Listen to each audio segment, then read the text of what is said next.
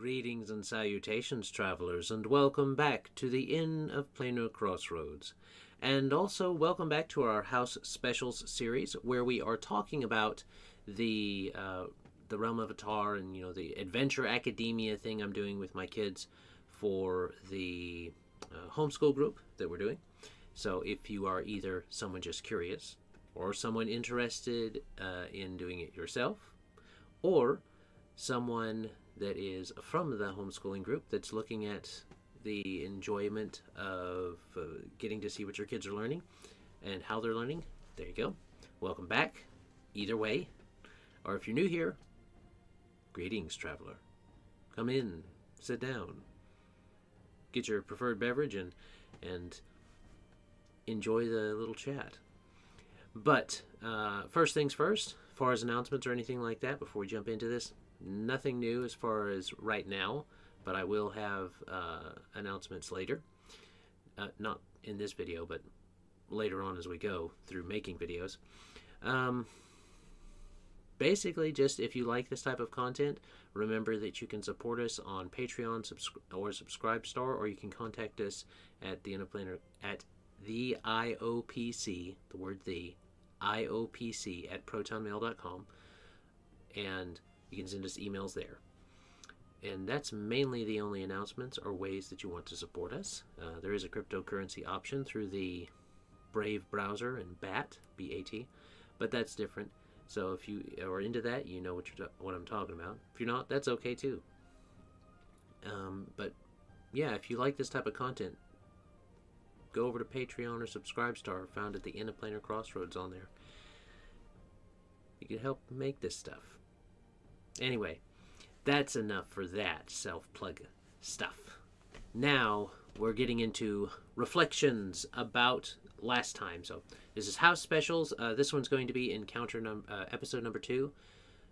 Well, it's going to be reflections on episode 1 and then highlighting episode 2. And these videos usually come out the day after I play them with the kids. So that means that if it's a parent or the kid watching it back, they'll have that for reference. But I'm talking about episode 2, quotes, before I actually go through it with the kids. So first off, reflections on episode 1, The Adventure Begins. This went much smoother than the last time, because last time we were, last time we were doing things here, going over different things and stuff like that, and I talked about that last time on my reflections. This time, because all of this was already done, all this setup was already done, everybody was ready to play, or at least we could get directly into the playing of the game, which is what we did. We basically, I read this part, and I asked who was going to, the older class comes first, so I did this part, and then I asked who wanted to read the encounter part. So I read this part, went over nice and smooth with The Adventure Begins. It set up stuff. Because I mentioned names, they already knew. Some of the kids started to associate them. I think all the kids kind of knew who I was talking about when I said Remigius, and when I said Hildegard or Maximilian or Wilhelm. I believe they understood that we were referencing the characters that they'll be playing. That wasn't something that I suspect went over their heads on the younger group. The older group definitely knew who I was talking about. But I'm doing something in these, and you'll see this in the next one too, that I'm going to try to introduce NPCs sparingly, like 1 or 2 at a time in these. So Boris was introduced along with as the man-at-arms. They're the main man-at-arms. They're in the Centerlands City of Bronze. So him, and then we world built with Rexus being associated with him. This, in the background kind of world building, seems to be working well. And hopefully the kids will start to pick up on the idea of, hey, there's a bigger world and it's close. Things are knit together in it. And You can figure out things in the world by paying attention with your reading comprehension.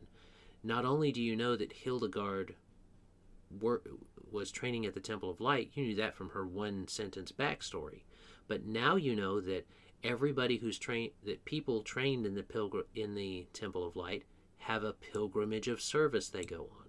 And I'm going to try and, if they don't seem to mention it or talk about it through the game, we will probably mention it. I'll probably re-mention it again in the flavor texts. But the flavor texts are trying to keep them one-page flavor text here, and then setting up the encounter here.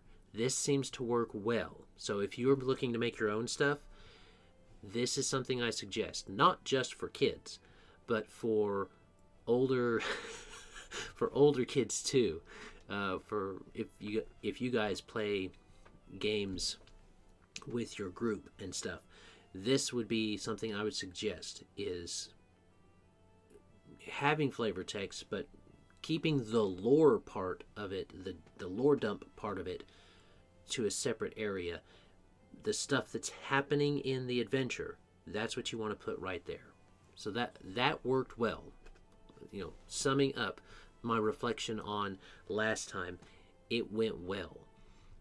And they had a lot of fun. So they went through this, they understood this part here. No one got hung up on that. And then the encounter, and this is where the fun stuff happened. They were fighting some goblins, basically. So you guys, I read this last time, so I'm not going to read it again. But there was that overturned cart. They ended up fighting 3 goblins. 2 of them I decided were moss goblins. And they were kind of like minion level. I gave them 5 hit points, and because this is only a 1-hour class. If this was a regular class, then they would have had regular hit points. And I talked about how last time in version 2 I'll probably actually make stat blocks for them, but in this version that I'm running, since it's the first time, I'm focusing on actually just writing it and getting through it. So this encounter went well. The kids, neither age group had any problems with taking care of it. Man, they were rolling some dice now. They got some high level, they got some high results, and they got like 1 or 2 really low results, like single digits. But they also got, the youngest class, I believe, got the highest result last time. So as they were fighting through, I had a moss goblin and the fungus goblin is what I called it. And I'd already described them. The moss goblins were the basic goblins, and then the fungus goblins were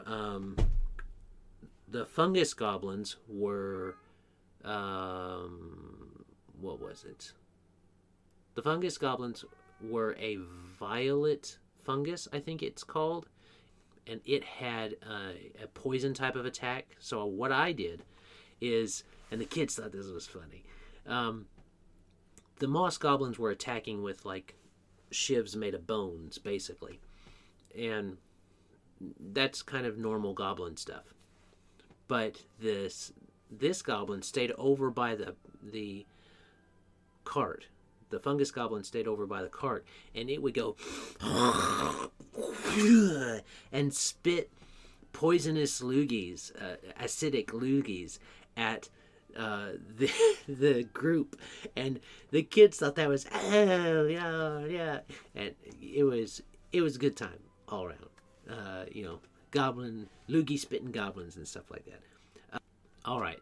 Anyway, back to reflections. So the kids were able to take care of that pretty easily, and the encounter itself the encounters have to be kept pretty tight to allow for that time limit. If my ideas on that change, you guys will know through these reflections. So hopefully it'll all work out. And I may do like for the boss fights, maybe we could do like a phased thing where the boss escapes into a different room or pulls a lever or this or that. That might work, because it will reset the encounter initiative, or reset the the way the game is being played to adjust for that. So maybe that'll be a thing. We'll have to see. We'll have to see what matures. But as far as that goes, shouldn't be any problem. The kids thought it was neat that they dissipated. I think that was something they weren't really expecting, but they thought it was cool when it happened, that the goblins, the magic holding the goblins together, dissipated out in this vapor of magical energy. So I think they liked that. And what I had happen, which I don't know that I mentioned last time, was instead of just the mushroom dropping, because one, in the world, if I ever do anything with this, world-wise, what would prevent, Grum from just making a bunch of minions? Well, he has to have a sentient being. He has to have a creature, not necessarily a sentient being, but a creature, to bind with the vegetation.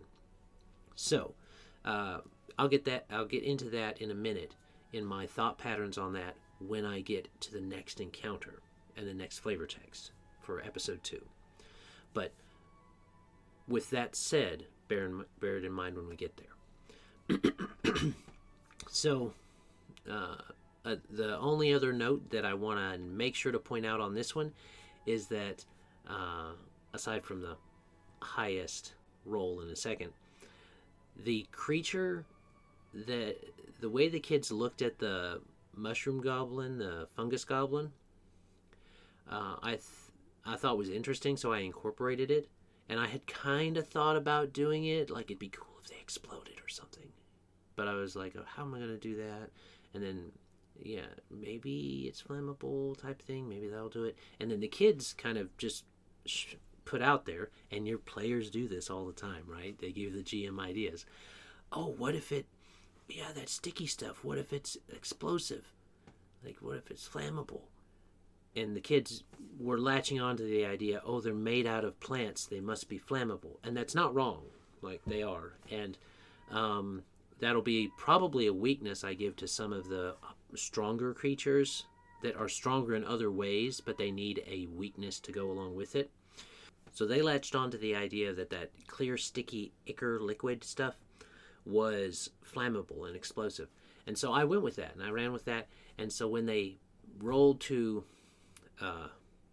kill, to evaporate, dismantle, destroy, whatever you want to say, the fungus goblin, the fire, because that's what both of them used, was it ended up that Maximilian was the one that killed the fungus goblin in both sessions.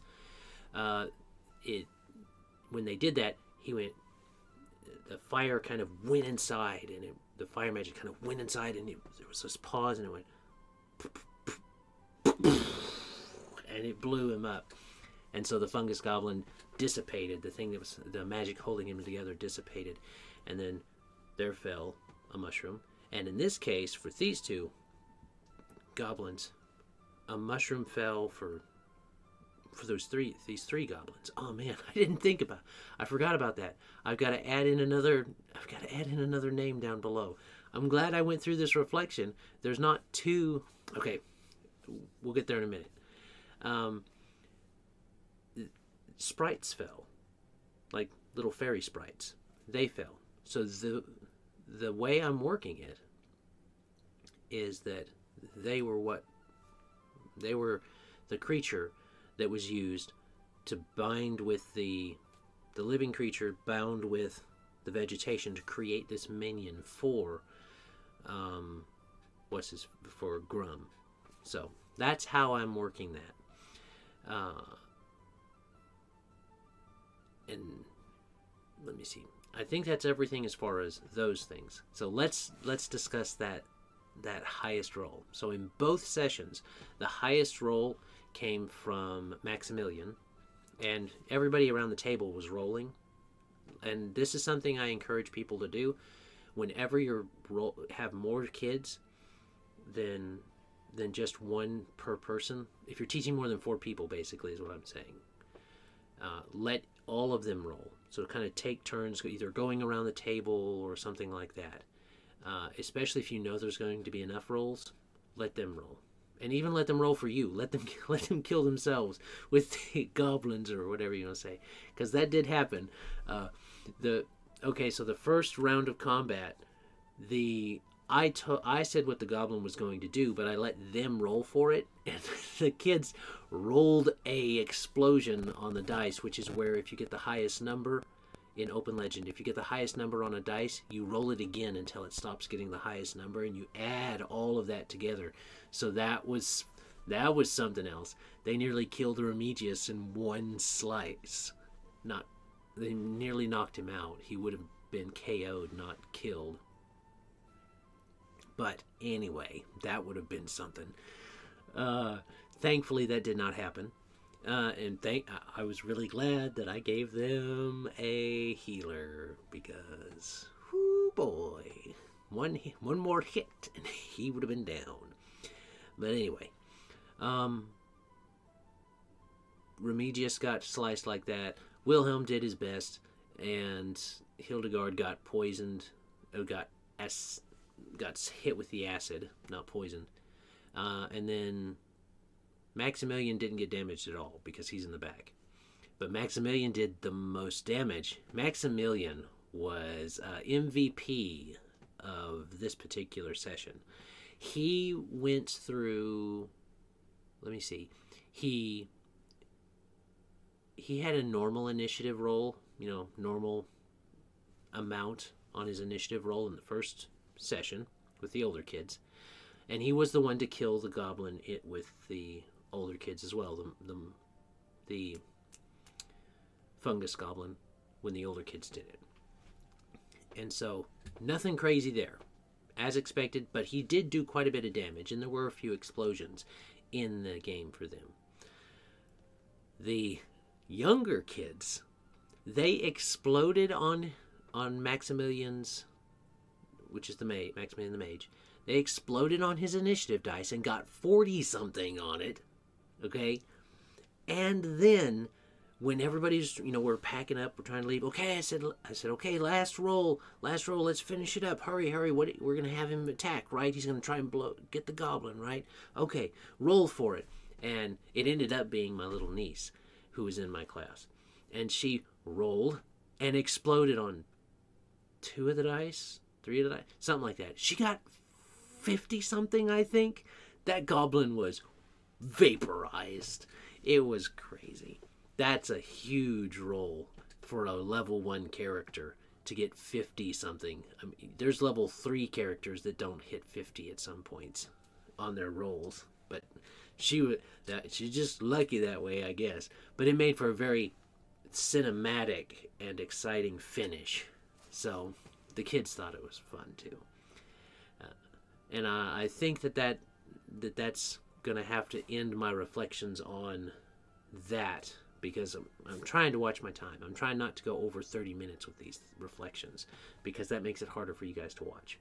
But I did put in chapters, so you can check down below in the description if you want to skip through the chapters or just look at them as you hover over them with your mouse cursor on the timeline, the little red line that goes across the video. Alright, that's that. Let's get on to episode 2, because I need to read the flavor text and then get it to you. First, I'm going to separate that name. That's all I have to do. Okay. Alright. So that didn't hurt anything. I'm going to save this. Okay, sorry for that interruption, but now we're back, because I had to fix something real quick before I read it to y'all. Okay. Episode 2, Rescue Mission. Hildegard had thought she... Okay, flavor text for Episode 2, Rescue Mission. Hildegard had thought she had prepared herself to face the dangers beyond the walls and spires of the city of bronze, but she realized once the fighting began that she had been mistaken. She saw the flash of metal, felt the heat of the flames, and endured the sting of acid. And as she did, something welled up in her. The flash of fear that The flash of fear that had threatened to overtake her was outshone by something brighter. Courage. She was a follower of the divine light, and she must shine. So, that's that. Once the goblins had been dispatched and her fellows healed, she directed her attention to the sprites. She was confused at first with the dissipation of the goblins and appearance of the fae, but Wilhelm explained how Grum would use fell magics to create his minions by binding creatures, usually against their will, with various forms of vegetation. Pity for the little folk welled up in Hildegard's tender heart, and she insisted on healing them. There were no objections to this since these sprites, once recovered, might provide some useful information regarding the plight of the missing traders. It took the rest of the day and much focus from Hildegard to unravel the remnants of Grum's malicious enchantments. Just as twilight was spreading purple hues across the cloudy sky,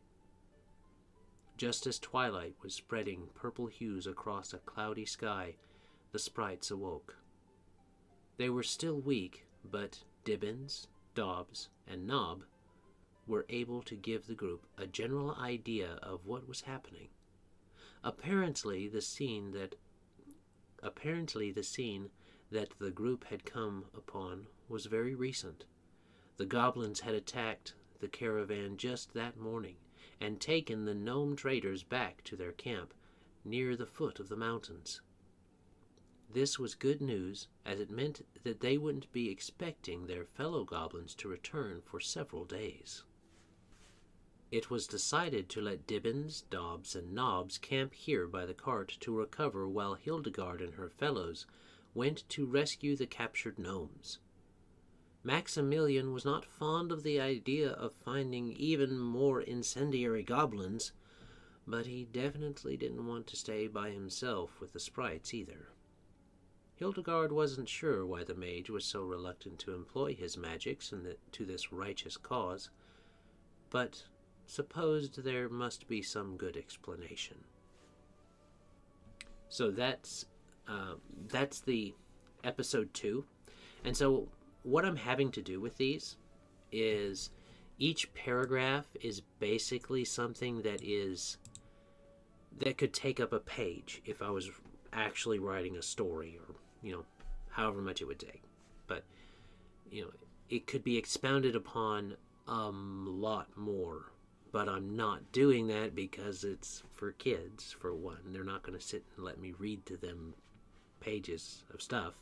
That's 2, that's not the purpose of the class. And 3, if this is for handouts, I'm not going to need to print all that off either. But anyway, episode 2, Rescue Mission, it's there. And I used this chance because the kids had to leave. I used this chance to do world building. I'm having to do all the world building that they hear about in the episode flavor text, and hopefully that doesn't get too cumbersome. But I'm thinking it should be fine. Last time's up here in episode 1, The Adventure Begins, it kind of came from Wilhelm's perspective and dove in that way into everybody and then had the encounter. So this time I decided to focus on Hildegard's perspective because she seems like the generic healer, but I want to flesh her out more for myself, I guess. I'm probably the only one that cares about Hildegard's character development, but it's there. Now, the encounter part, this is told, I'm going to be telling these from everybody's perspective because this is just to set the encounter scene. So, as usual, they've got this one here they've got this spot here for art, if they want to do it, this spot here for art, and then this spot here for the theater of the mind, or the keeping track of the board if they need to. They didn't last time. I'll probably keep adding it just so as a placeholder in case I do end up doing some art for this in some future version. This is where it would sit, type of thing, placeholder. But let's get into that encounter flavor text. The clouds of the night before still clung to the early morning sky when the group set out in search of the abducted gnomes. Dibbins, Dobbs, and Nob had given them the general area of the mountains where the camp should be, but that still gave them a large swath of land to search. Remigius lost the trail several times and had to double back. Tracking creatures made from vegetation through other vegetation proved itself as hard as one might expect. Thankfully, the creatures seemed to be less and less concerned about stealth as they got closer and closer to their base. The second day of the search, the prey came into sight. They heard them before seeing them. The goblins had a strange language all their own that seemed to not only consist of vocal noises, but also something akin to the sound of sticks of different sizes being struck together. All these noises proceeded from their mouths to make up their odd vernacular. Judging by the amount of noises, Wilhelm guessed that they were arguing about something.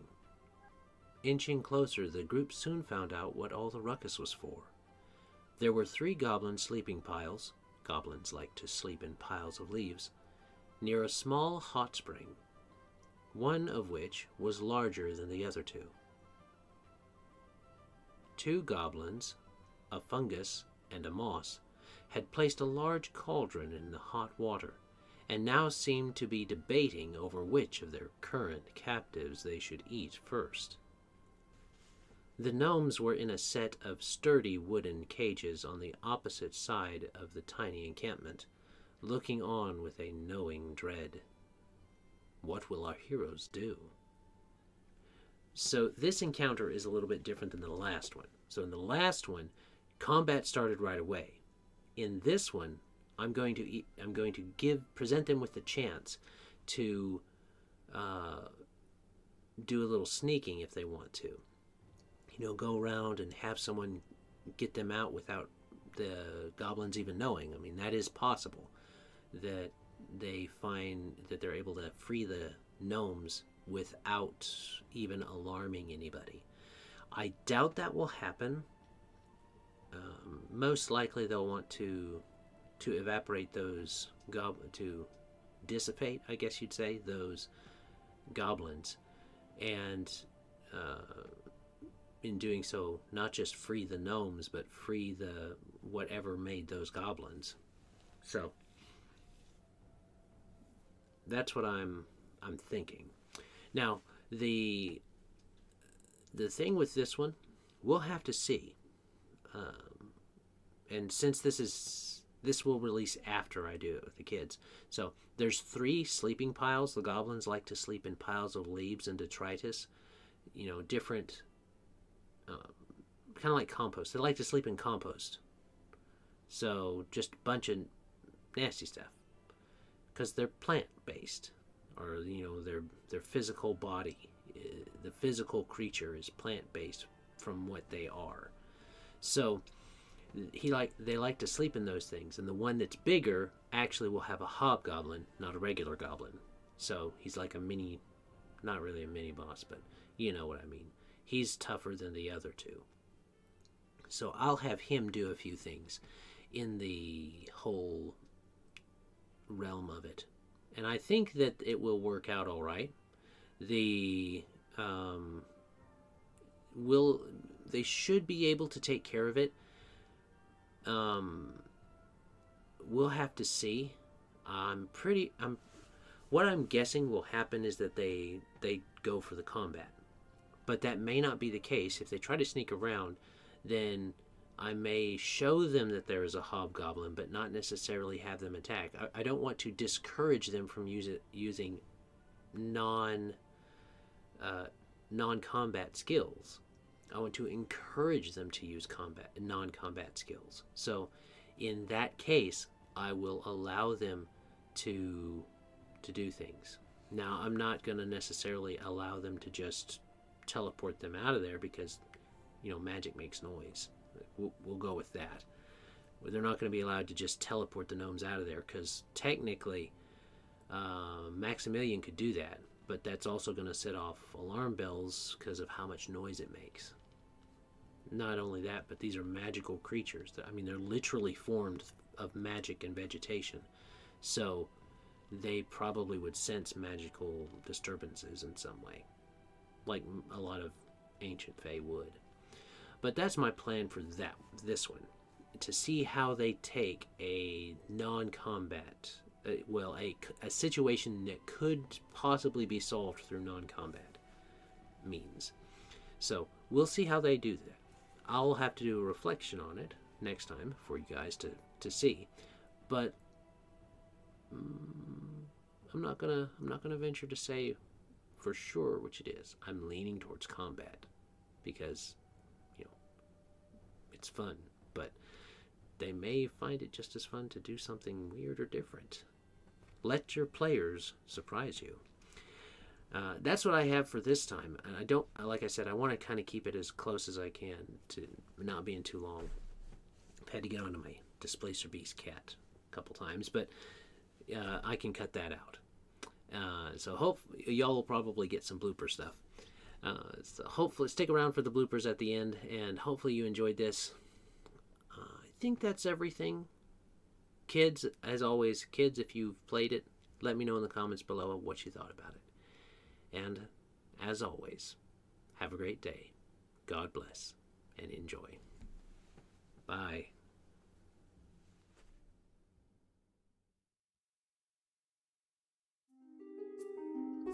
This content was made possible by travelers and viewers like you. Thank you.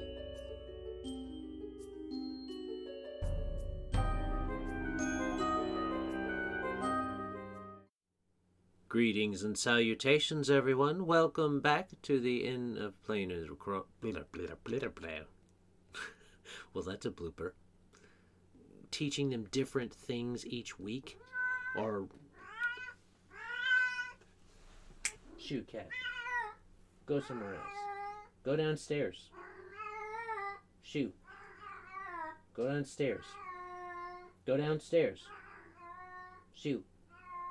Uh-huh. Go downstairs. Shoo. Go downstairs. You were sleeping earlier. Get out of here. Get out of here.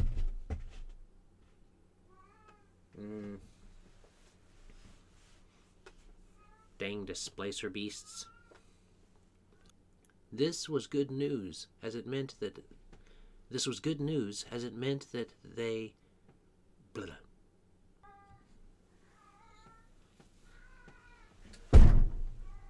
I'm not done, cat. I'm not done. Be quiet until I'm done.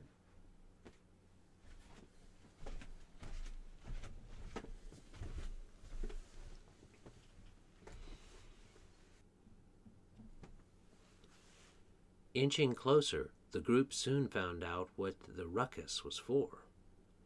There were three goblin sleeping piles. Goblins like to sleep in piles of leaves. Near a small hut. I gotta start that over.